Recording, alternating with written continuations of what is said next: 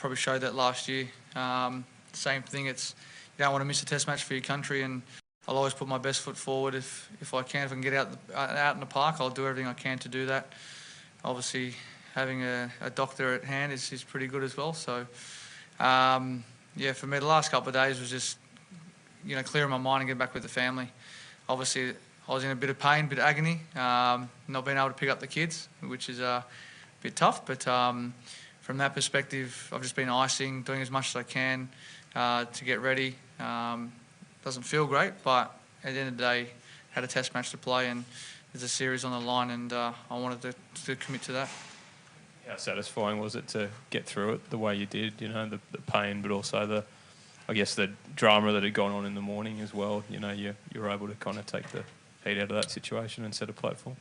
Yeah, look, for us as a team, we set out to do what we try to do all the time. That's, as batsmen, go out there and put runs on the board.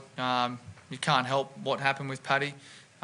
It's inevitable, isn't it, in today's society, that people are going to, get COVID or are going to be close contacts, and unfortunately, he was in a spot where someone was or someone had tested positive that day. So, it probably won't be it won't be the last. It probably happened throughout the summer to someone, maybe to all of us. But yeah, we just got to get through it and concentrate on the job at hand, and that's playing cricket.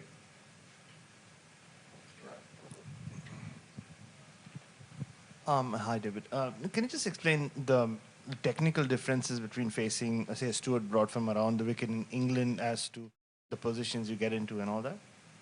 I think if you look at 7 of the dismissals, I probably played at some that I didn't have to.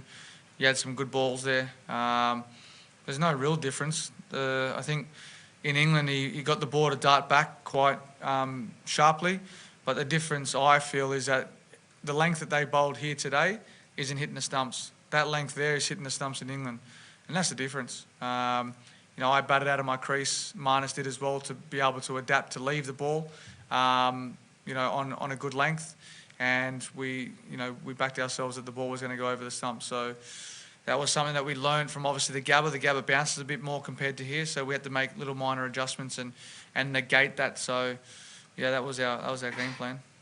And just were you slightly surprised with how early they went for that short pitch ploy? And in a way, did they kind of play into your hands with that? Yeah, look, at the end of the day, that's a tactic that they've obviously tried to, put through to us. But I don't know why they were doing that. But for us, as you always have to do, play each ball on its merits. Obviously here it's short, square, so you just got to back yourself to have a game plan and stick to that. And obviously they mix up their fields as well with different field placements. And then from your perspective, it's about how you're going to adapt to that situation. And that's what we tried to do. And yeah, it gets into positions where you're almost in one-day mode as well. There's gaps in front of the wicket, so a couple of flat bat shots. Because once you hit 1 or 2 boundaries away and they start leaking, then you got to change tactics, but they obviously didn't do that. So yeah, it could have worked into our plan a little bit, and the ball gets softer. Dave, just one on Pat. You talked about the risk that you'll kind of accept. Is it also true on the other end that you need to have some degree of normality? I suppose you talked about seeing your family, and I suppose the relative freedoms you're getting this summer next to, say, last summer. Yeah, well, I think the decision is based on the government here in South Australia. I won't enter politics discussions here because, it's not my place to speak. But yeah, that's the rules, isn't it? So I think we saw that in England with players testing positive, or the staff, and then they played the next day. So you're governed by what state you're in, pretty much. I'm just glad it got changed to 7 days, not 14, for Pat's sake and our sake. And were you talking about the bowling, the lengthening of the bowling before? Given the number of times the ball's beaten your bat rather than you getting an edge, have you been sort of expecting them to change it up over the course of even just a day as opposed to a couple of test matches? Well, that's what you do as a batsman. You've got to hold your shape, and if you miss it, you miss it, so be it. And then you're happy to get out, if you nick a good ball, as long as you're not following it. And I think that's one thing that I've done well the last 2 innings that I've played. I probably followed one or two balls in Brisbane, I was a little lazy in one where I obviously got dropped. But today I felt like I was in the right zone and playing my areas and tried to create a bit of length to cut and pull. And that's what we spoke about out there, because we'll get nothing. So, it's one of those, hard grinding days. And yeah, I think it's a big tick for us. Dave, just following on from Dan's question, you spoke earlier about sort of the inevitability that we're all probably going to end up as close contacts or something over the next few months.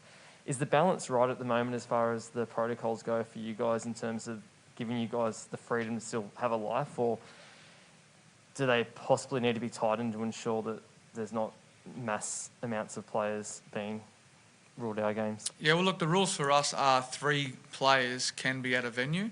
That's the rule, and obviously there were 3 there last night, but 2 were outside. So we have to check in each other to see what restaurants everyone's going to. So, but the rules obviously in Sydney and Melbourne are different. We can't eat indoors because obviously this was a different level compared to there. But obviously with the borders opening and COVID obviously hitting, South Australia, it's up to obviously the medical staff, but it's just being smart, isn't it? So don't go to where you think restaurants are going to be jam-packed.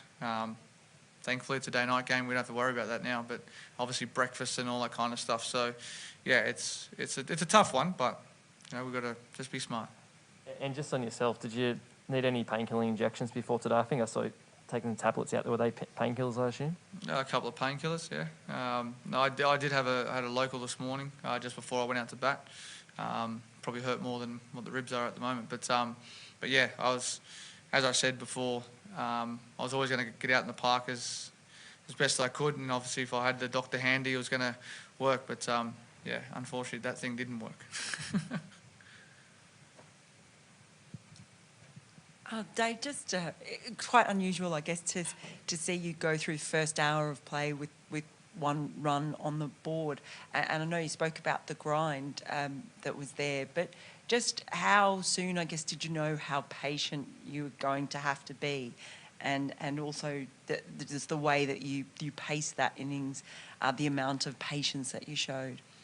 Yeah, to answer that in simple terms is I actually didn't even look at the scoreboard. I didn't even notice until I think I got off the mark. I think it was like the 20th ball or something. I looked up. I didn't even realise. I was actually surprised I hadn't got off the mark yet. It was quite funny. But yeah, drinks. I think the guys, Uzi and Marnus were saying you're only on 1. And I was laughing to myself. I was like, well, they're giving us nothing. So, from there it's about just holding your bat, keep your shape, and not follow the ball. So, yeah, from that perspective, it was about, I think after lunch or dinner, whatever you call it, you start thinking, all right, how can I put some pressure on them? Can I get deep in my crease, create that length ball and get off strike? So you get a bit of momentum, and then you earn the over pitch delivery or that short pitch delivery. So that's all I was thinking about when we're out there. And obviously Marnus, who just loves cricket, was talking too much cricket to me out there. I had to zone out from that.